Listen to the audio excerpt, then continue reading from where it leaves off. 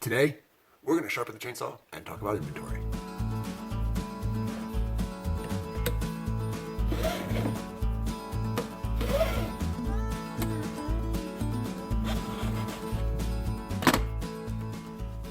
So, welcome back. Inside today, it is raining and cold outside. So, I'm in the garage, in the workshop. Just thought I'd sharpen the chainsaw while I have a chance to, or an opportunity to stay inside and not get outside. Anyway, I also wanted to move on and talk about some other inventory valuation issues. So, what we dealt with last week was inventory costing. So, inventory is reported on the balance sheet at the lower of cost or net realizable value, generally speaking. And that net realizable value is the valuation piece. We know what costs are. We spent all of last week talking about how do we determine what costs go into inventory and then what assumptions do we make in terms of cost flows within inventory. We're now moving on to the valuation or the net realizable value piece or the market piece when that's available for investors. So very quickly in terms of what we're going to cover today. So what we're going to cover, we're going to talk through how we define net realizable value, how we calculate net realizable value, what that looks like when we report it on the balance sheet for inventory, how we do changes in net realizable value if we have to basically write our inventory down, what do we do or what does that look like in terms of journal entries and get reported in the financial statements. So they're going to talk about some other ways to value inventory. There is an allowance for market value, so you can have the lower of cost or market if they use LIFO or retail inventory methods. So we'll talk through that as well. And then a couple of other inventory generally valuation issues. And then we'll wrap up by talking about the presentation and some analysis of inventory.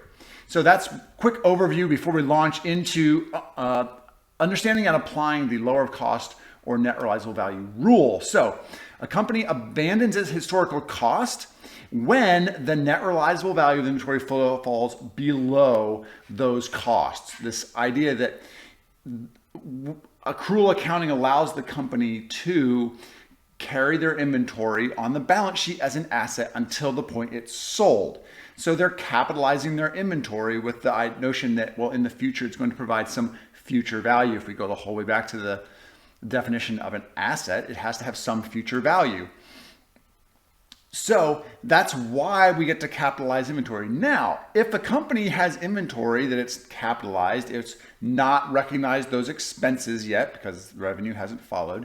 However, they don't ever expect to be able to, or they cannot currently sell the inventory and make money on it. Well, then the question is, should we allow them to put it on the balance sheet and to have it sit there knowing that they're going to have a loss when they actually sell that inventory? They can't sell it and make money. They're going to sell it and have a loss. So because of that, if the net realizable value of the inventory has fallen below the cost, we have to recognize the net realizable value. So net realizable value is an estimated selling price in the ordinary course of business, less reasonably predictable costs of completion, disposal, and transportation. So it is the net amount that the company expects to receive when they sell that inventory in the current business environment. That's kind of critical, and it leads to some essentially valuation discounts when the business environment shifts.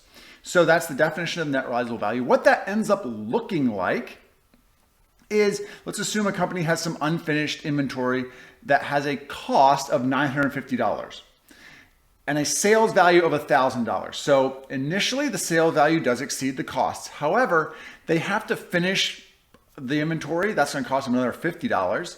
And then there's an estimated $200 worth of additional sales costs when they sell it. So that would be like, say, commissions to sales representatives or their brokers who are selling the merchandise. So what does that look like? Well, we have inventory. The current cost is $950. Now, so we know what the cost is, and the rule is the lower of cost or net realizable value. So the cost is $950. Now we have to figure out, okay, well, is the net realizable value more or less, is our bigger concern, less than the $950 cost. So it has a sales value of $1,000. Okay, so we have a sales value of $1,000, and it's going to cost $50 to complete. So that brings us down to $950. And it's going to cost us $200 to sell it. That's another $250. That takes us down to $750 is the net realizable value of that inventory. Well, the cost was $950. $750. The net realizable value is $750. So the lower of the two, net realizable value is $750. Therefore, the inventory needs to be valued at $750, which means we have to reduce the inventory from cost for the $200. That's going to be a reduction in the ending inventory value and a increase generally in cost of goods sold. However, depending on what's causing the valuation decrease, the company may choose to actually report it as its own line item, which we'll talk about here in a second. So we now have a company who computes its inventory at the lower of cost or net realizable value, as we'll show in the slide I'll put up right here. So we have a bunch of vegetables. We have spinach, carrots, cut beans, peas, and mixed vegetables. Now, the question is, we know what the cost of those are. The question is the net realizable value or the cost lower between those two items? So these are all vegetables, and generally the net realizable value should be 0 because nobody should buy some of this stuff, especially mixed vegetables, which are horrible. Anyway, apparently there are people in the world who buy it and force their kids to eat it. So it does have some realizable value. Okay, so what we have here, we'll show, so I'll take for instance spinach, which has a cost of $80 and net realizable value of $120. Well, it's pretty straightforward. Cost is lower than net realizable value. Final inventory value is $80,000. We go through that process for all of them. If you'll notice, cut beans, for instance, is a cost of $50,000, a net realizable value of $40,000, which means the net realizable value is lower than the cost. So we need to report the net realizable value of $40,000 as our final inventory value for the period. We do all that. We do that by line item in this case. We do all that. We end up with a final inventory value at the lower cost or net realizable value of $384,000. That is the value of the inventory at the end of the period under this scenario. Now, what we just did was at the individual item basis. So we looked at spinach and we looked at carrots and we looked at cut peas or cut beans and peas and mixed vegetables and all of these wonderful things people love eating. So that was at the individual item level. So for instance, we identified, well, cut beans are lower, have a lower net realizable value than cost, therefore they're going to get a write down. So you'll see if we do it at the individual item level, our final inventory is actually $384,000. However, we don't have to do it at the individual item level. We can do it by major categories. So we'll take frozen versus canned. So we'll take our frozen vegetables, group all of those together. If you group them together, the cost is $350,000. The net realizable value is $260, the cost is $230, the net realizable value is $260. $230 is the lower of the two, so we get to report them at cost. We don't have a write down if we do it at the category level. Now we do on the canned vegetables. There is a write down even at the major categories. However, we can even do it at the total inventory. We just look at all of our inventory. Is given our total amount of inventory, can we just say, yeah, all this inventory will sell for more than it cost? Yes, we can do it at the total inventory level. And if you notice there, we have no write down for the lower of cost or net realizable value. In this case, the cost is less than net realizable value. There's no write down if we look at the whole inventory together. In general, you're going to get the least valuation adjustments if you look at all inventory in one big group instead of doing individual items. The more you get to group your gains in your inventory that's gained value with your inventory that's lost value, the less likely you are to have any write-off at all. As we can see as we move through in this example, individual items actually gives us the lowest value of inventory. Total inventory gives us the highest value of inventory. So it doesn't matter which one. You're allowed to do anything in between individual and total inventory. I will say, in my experience, most companies end up doing total inventory because then there's very few write-downs. And there is an argument to be made that in allowing you to basically pick out just the inventory items that have gone down and write those down in value in a period almost allows you to kind of store some losses away in the current period to be able to use in the future, because you know there's other inventory that is going to offset some of those losses. Anyway, So you can do it, a company can do it at any one of those levels. Now, if we move on, so we've now figured out what our write down needs to be. Now the question is, how do we recognize it? I mentioned a lot, usually in a normal course of business, this is going to go through cost of goods sold, just like all of your other costs associated with purchasing inventory are going to flow through costs of goods sold in the period that you recognize the revenue. Now, that is normally how it's going to be done. However, there is another option. A company can disclose it as a loss. Instead of running it through cost of goods sold, they separate it out and report it as its own line item as a loss on the valuation or loss on essentially devaluation of inventory or some equivalent description that means something to investors. So the company has a choice of doing the two. Now, generally, the choice is largely going to be which way is more informative. If a company routinely has losses associated with net realizable value, then they're usually going to put those through cost of goods sold. That's just a cost of doing business, and cost of selling this type of merchandise is that some amount of it is going to lose value before you sell it. And you're going to recognize that as just a cost of your business. That would be expected going forward. It's not going to change drastically this period versus next period or the period after that. In general, you'd then choose to just put it in cost of goods sold. However, if there was a major event that happened, let's say, I don't know, a big pandemic hits and it changes all the value of your inventory to make it less valuable, well, you might choose to not put that into cost of goods sold, because from an investor standpoint, investors don't want to try to then extrapolate that out as saying, well, this is what we might expect going forward. No, you want to just put it on its own line item so investors can say, oh, okay, the loss associated with, the valuation decrease associated with a pandemic, which we don't expect to continue in the go forward basis, we can separate that out. So it's on its own line item called loss from whatever valuation of inventory adjustment. So that's kind of the decision the company is going to make between, say, a cost of goods sold method and a loss method in terms of reporting.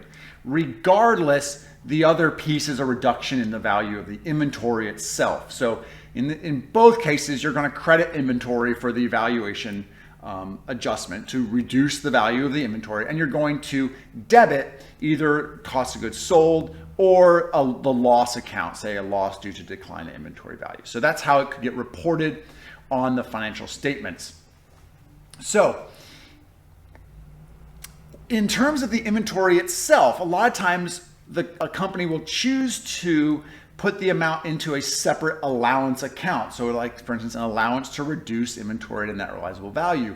Just like we have a allowance for doubtful accounts that's a contra account to accounts receivable, we can have an allowance to reduce inventory to net realizable value that is a contra inventory account. A lot of times companies use these accounts, instead of crediting it directly to inventory, they'll credit it to an allowance account. The difference is we don't ever make an estimate of the allowance for inventory like we do for accounts receivable. Inventory gets devalued. That inventory that has been devalued will always stay devalued. Now, if your inventory turns over and you have to reassess the new inventory, that's a different issue. But this isn't something that we estimate, okay, well, what is our inventory going to be in the future? It is, what is the valuation reduction this year? And that's often done so that management can easily capture that amount when they're looking through their reports on, say, a monthly or quarterly basis in terms of how they manage the company, how are they doing in their inventory management. So if we do that method, if we use an allowance method, we're still going to have our debit to either the loss or the cost of goods sold, and our credit is now going to be the allowance to reduce inventory to net realizable value instead of crediting directly to the inventory account itself. Regardless, the net value of inventory stays the same. So now, in terms of these two loss versus cost of goods sold method, in terms of how they get reported on the financial statements, we have an income statement. The difference is whether it goes into cost of goods sold, which will then increase the expenses that are running through cost of goods sold and give you a lower gross profit. Or if you use the loss method, it'll go on its own line item, usually as a loss, which is usually often towards the bottom of your income statement under your revenues and expenses. Then you have kind of other gains and losses. So that's where it's going to get reported. It's going to change, say, gross profit, but it will not change your net income.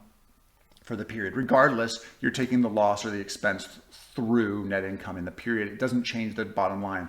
It just changes where it gets reported and then therefore used by investors and other users of your financial statements. Okay, so that is net realizable value. That is what we use for most of our inventory valuation assessments. However, companies can use lower cost or market. So it used to be that all companies used lower cost or market. That was the valuation method, measurement method for inventories. A number of years back, FASB changed it to have lower cost or net realizable value. There was a group of companies, generally retailers and other users of LIFO, who didn't like having to do lower cost or net realizable value. They did that because of essentially sales discounts and reducing value of merchandise that's sitting on the floor when they have sales or liquidations of, say, seasonal items. It causes some issues there, which I'm not going to get into in this lecture. But so that group of companies had a legitimate point, like that's not going to work for our industry model and our inventory model. So they were allowed to continue to use lower of cost or market. So again, lower of cost or market is available to companies that use LIFO or retail inventory methods. Now, most companies that use LIFO are actually retail companies, so that actually matches up. So the idea here, lower of cost or market, that rather than using lower of cost or net realizable value, they compute the market value or designated market value of the inventory. And this is usually referred to as lower of cost or market. Now, we need to define market. So we know what cost is. We spent all of last week dealing with how do we define the cost of inventory. Now we need to define market because we need to figure out the lower of the two. So market value, we begin with replacement cost. What would it cost us to replace this inventory? Now, that in and of itself is not necessarily the market value.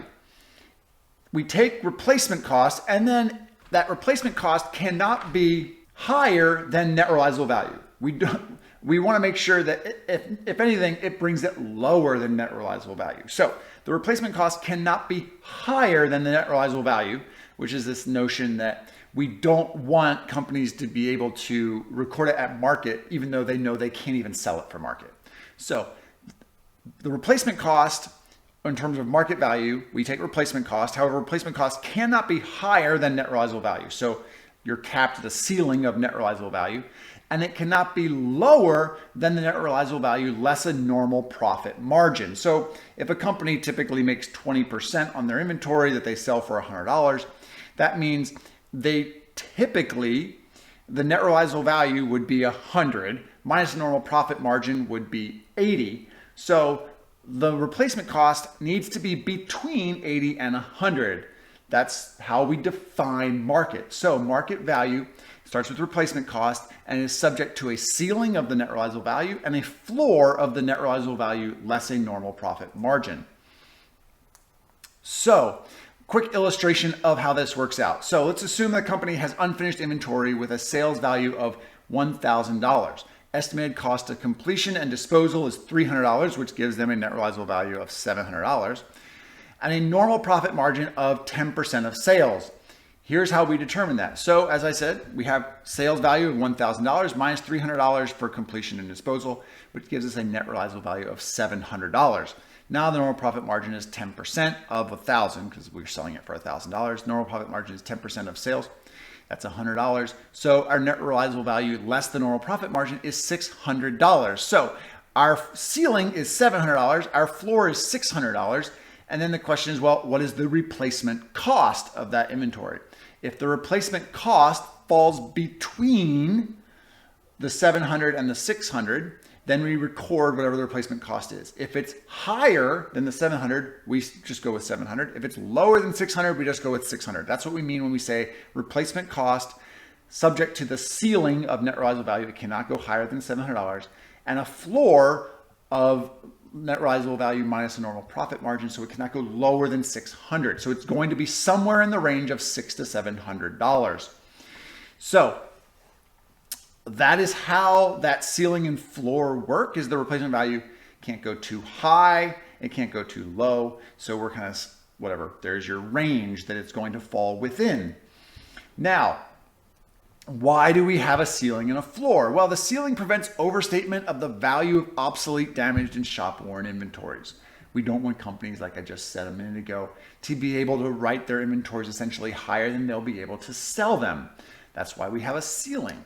The floor keeps companies from understatement of inventory and overstatement of the loss in a current period. This notion that, well, companies may be incentivized to make their expenses higher in the current period to reduce their current period revenues, with the notion that, well, in the future, we'll more than make up for it. So it's called what's called a big bath theory, in that you take lots of losses today and you kind of store up some future revenues that you can trickle in over time as you need them.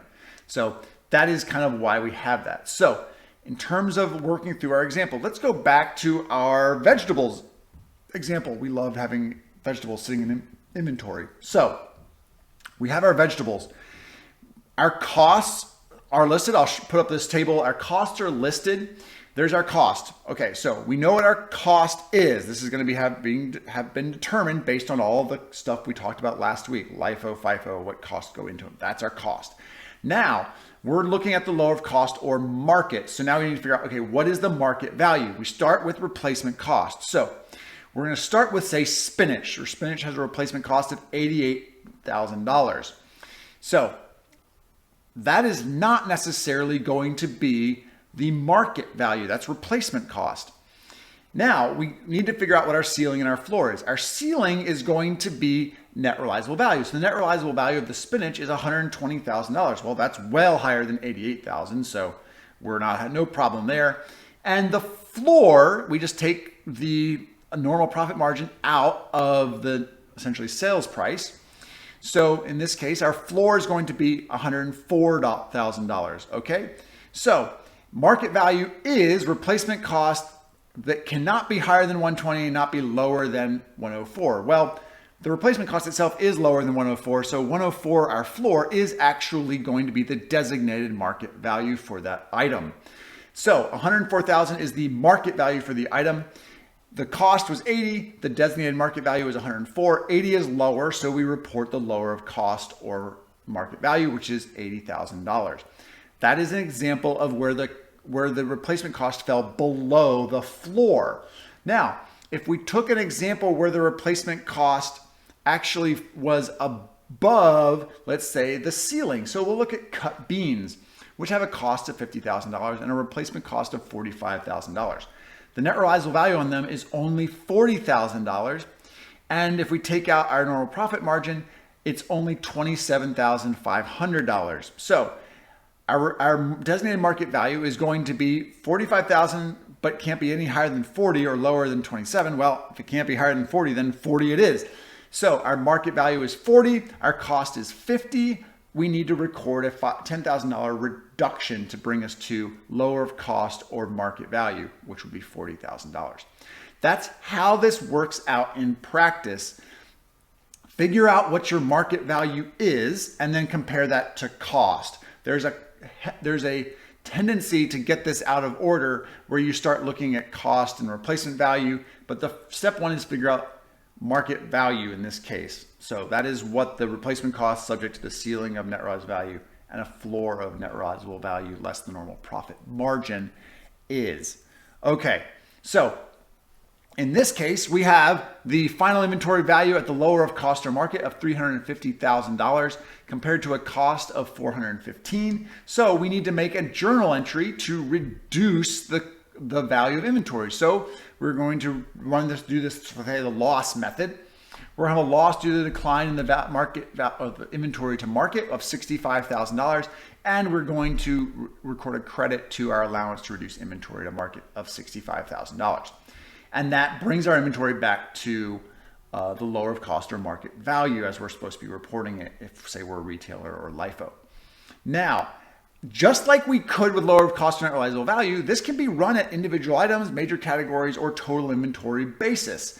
The company gets to choose which way it wants to measure this. whether a group does every individual item, whether it does just major categories, or whether it just throws all the inventory into one big bucket and says, oh, then we're going to be able to sell all combined, we'll be able to sell it and make money, so we're not worried about it. So the company, again, gets to decide which level they want to do this at. So with that kind of wraps up what I wanted to talk about in this session. In the next session, we're going to move on to a couple of other valuation, I'd say almost special topics. But in the meantime, enjoy the rest of your day, and God bless.